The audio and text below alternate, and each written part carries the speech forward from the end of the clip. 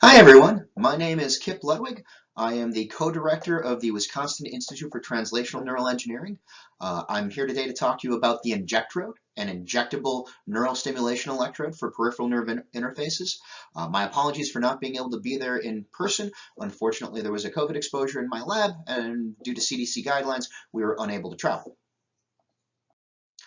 These are my disclosures. I do a lot of preclinical and clinical work for many different companies, the most relevant of which is Neuronoff. That is a company that was spun out to commercialize the Injectrode and take it forward to human use.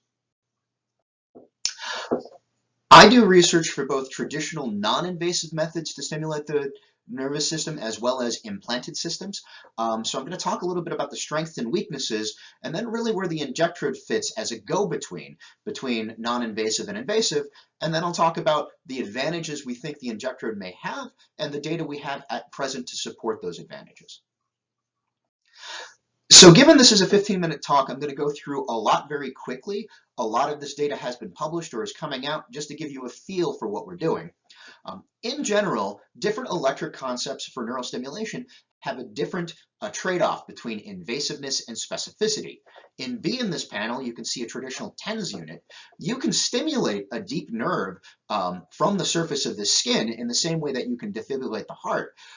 You have to crank it up a lot, and you're going to activate every nerve in between. And this is sufficient in some cases, and in other cases, those side effects prevent you from getting the activation you want in the deep nerve. And what you see from C to F in this slide is progressively more invasive concepts that allow you to better isolate the nerve, whether it is taking a DBS traditional ring electrodes and putting it by the nerve, or doing an invasive cut down to do a cuff, which provides the best isolation of a nerve and therefore the least probability for side effects. So I'm going to talk a little bit about the fundamentals of trying to stimulate the vagus non-invasively from the surface of the neck. Note there's other people who are trying to stimulate at the ear to activate the auricular vagus branch as well. So this should give you a feel for attempting to try to stimulate the deep vagus, which is typically 2 to 4 centimeters deep, in humans from the surface of the neck. There's several nerves that you have to go in between. Right now, for the electric core system, to stimulate non-invasively the vagus from the surface of the neck, the limiting side effect is lip curl. Now, this is putatively activation of the transverse cervical nerve, which is superficial to the sternocleidomastoid, and actually has very low threshold motor fibers that are much lower threshold than A deltas and C fibers that are presumed to be the mediators of effect for most vagus nerve stimulation therapies. You would have to be able to stimulate through this, somehow avoid the lesser occipital, get through muscle, not stimulate the hypoglossal nerve, not stimulate the sympathetic trunk, not stimulate motor fibers of the superior and recurrent laryngeal branches of the vagus, and somehow activate very high threshold A delta and C fibers and avoid all of these things that would create side effects. It's worth noting that most of these side effects aren't present in the electric core system, just the lip curl. Now, there was a nice study done by Seth Hayes showing that in a rodent, to activate the vagus from the surface of the neck, if you do it invasively, the thresholds were about 0.4 milliamps. To do it non-invasively, the thresholds were 34 milliamps, and that was 15-fold higher than what it was necessary to create neck muscle activation that would potentially be problematic. Now, it's worth noting that this was done in a rodent where the distance of the vagus is 2 millimeters of the surface versus 2 to 4 centimeters. The fall off of an electric field is 1 over r squared, so this becomes exponentially more problematic in humans. Implantable devices to better isolate the vagus have their own set of problems. In general, in industry, you try to keep things as simple as possible, and there's a very good reason for that. If you look at the data on all of our different stimulators, whether it's the cardiac pacemaker through the follow-pace study, vagus nerve stimulation, spinal cord stimulation, or DBS, they actually have a fairly high complication rate.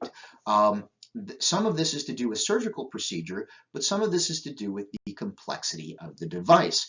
The more components you have, the more failure modes that you have, the more complex a supply chain that you have, and therefore you could have issues that come up in the supply chain that also leads to recalls. What most people don't realize is a lot of our neuromodulation devices had several recalls. The vagus nerve stimulator is on its 5th recall in recent years for things as simple as no longer being able to talk to the device in this particular case. So because of these difficulties, it's worth noting that the FDA has released a guidance on spinal cord stimulators right now because they did a review of 1 year of spinal cord stimulation and saw that there was 107,000 medical device reports. 500 were associated with a patient death. Now, it's worth noting it's not proven that's related to the device, but there were ones where they got a motor-evoked effect while they were driving their car or while they were walking down the stairs that caused them to fall. Because of this, we are now required to do trial leads before putting the patient at risk for the invasive implant. So we were very interested in developing something that could be a step between the low-cost, non-invasive stimulation of, say, a TENS unit or the electrocore system, but with the isolation of an implanted cuff. So we came up with what we called the Injectrode. This was originally based off of surgical glues so that it could be liquid in a syringe that you can inject it around in a neural sheath around a nerve or a complex structure. It would cure, and then you could stimulate the nerve with a cuff without doing an invasive cuff down. Now there's several potential advantages of an injectable forming in body cuff-based strategy. One, because it forms in the body, nerves and things like a plexus or a foramen are highly variable. This creates better conformance to the individual nerve structure of the patient and potentially creates less mismatch, less tissue damage, etc. Because you have better conformance, you, in theory, have better isolation of the nerve, which means lower power consumption. It's to some extent self-anchoring because it fits around the nerve, and then has less off-target activation because of the isolation. The strategies we've used are highly tolerant to cyclic cycling, creating less mechanical wear and tear or fatigue. It enables really an injectable device similar to injecting lidocaine. We are hoping to see improvements in electrochemical performance, and we have seen that in our early studies due to the fact that the surface area is actually greatly increased in the strategy. But perhaps the most important thing is it's a simple 2-component system right now, especially the one that we're using clinically.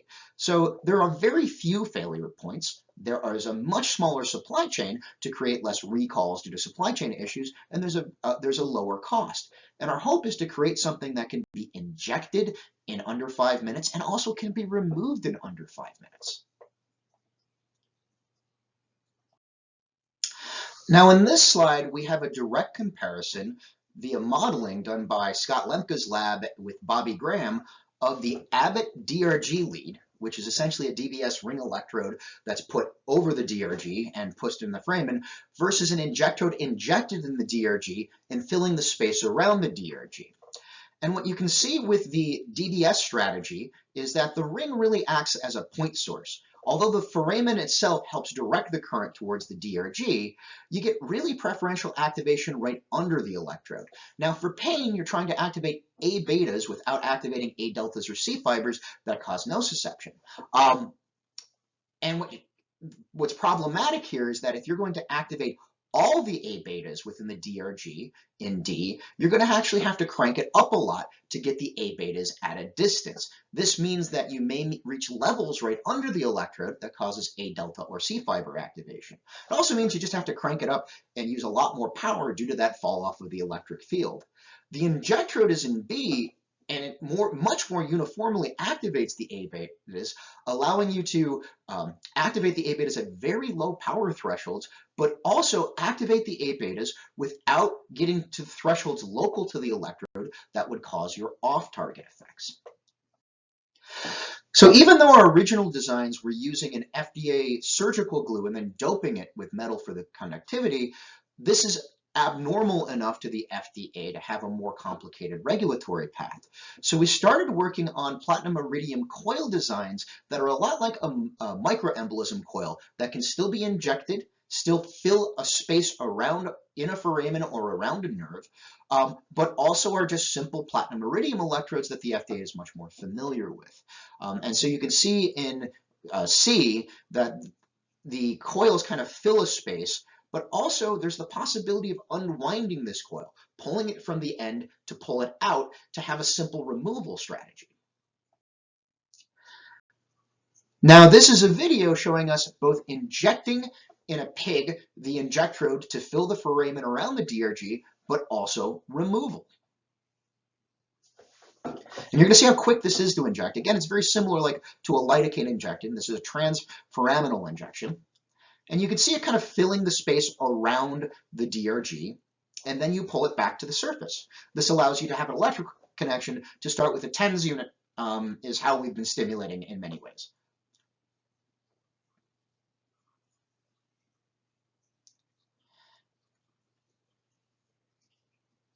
And so you'll see when you remove, you just pull at the end, and it actually unwinds because it's just a tightly wound microcoil.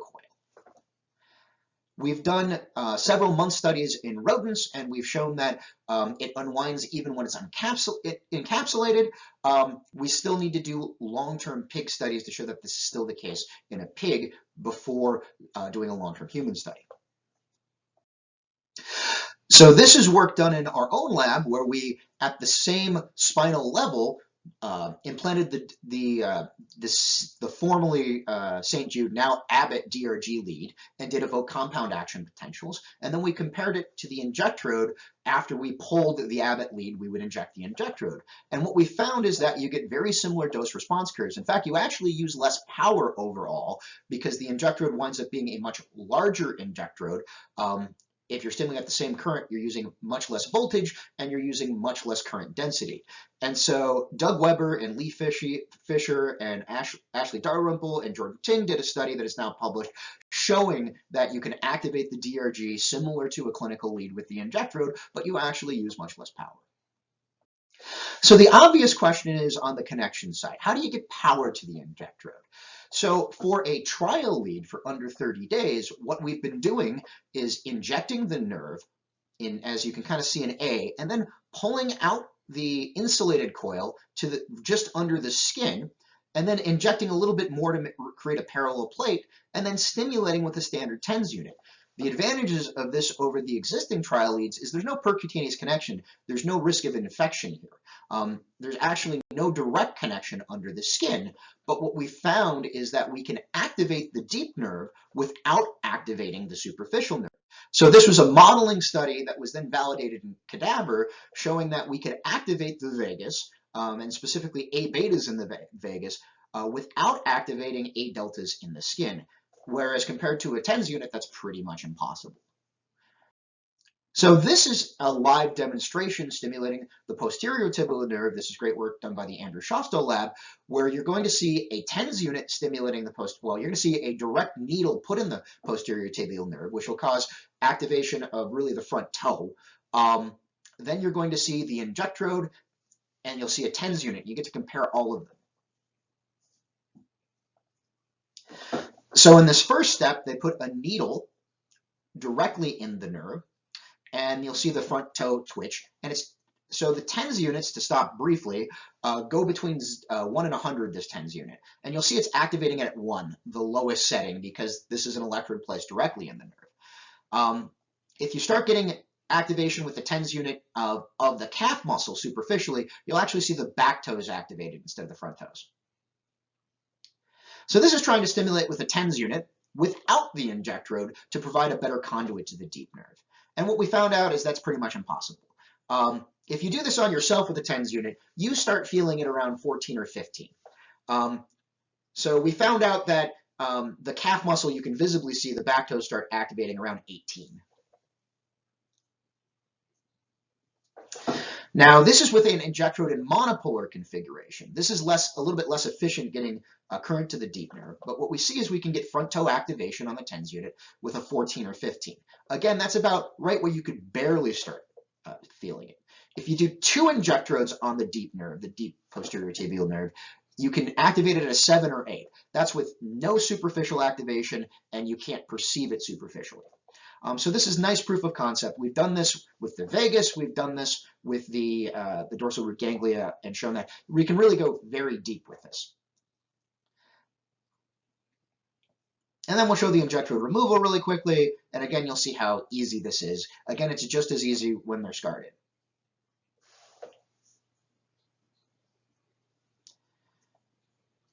And this is actually a control to show that injecting the injectrode didn't change the threshold for activation with just a needle.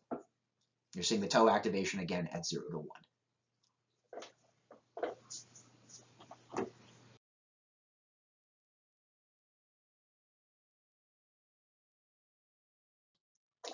We've been able to, in a pig, stimulate the vagus with this injectrode collector concept with a standard TENS unit.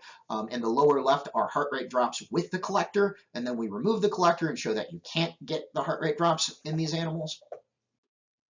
And then finally, yes, we have done long-term histology, and actually these numbers are misleading in that now we've done dozens of rats doing exactly what is necessary for ISO 10993, including evaluation by an independent histopathologist. And in general, you're seeing the histopathology score rated. They rate it 0 to 5, 5 being the worst, and most traditional cuffs wind up between a 2 and 3. We wind up around a 2. The other nice thing is you actually see ingrowth kind of between the coils to some extent, and you'll even see revascularization through the coils and can see red blood cells. So we've gotten so far that we've been able to do a small clinical trial for safety, where in 10 patients for 30 days we inject, we do some measurements, and then we remove, similar to a trial lead. And so as of that entire cohort has been completed, and there were no safety events, but this was not intended to do efficacy. It was just trying to figure out how target engagement changes over time as well. So that was a lot very quickly. Thank you very much. There's a lot of people who've been involved in this, and here are their names. It essentially takes a village to build this sort of strategy. And then finally, because I went so quickly especially, I'm Kip Ludwig at wisc.edu. I'm happy to do follow-up. I'm also on LinkedIn and Twitter. Thank you very much for your time.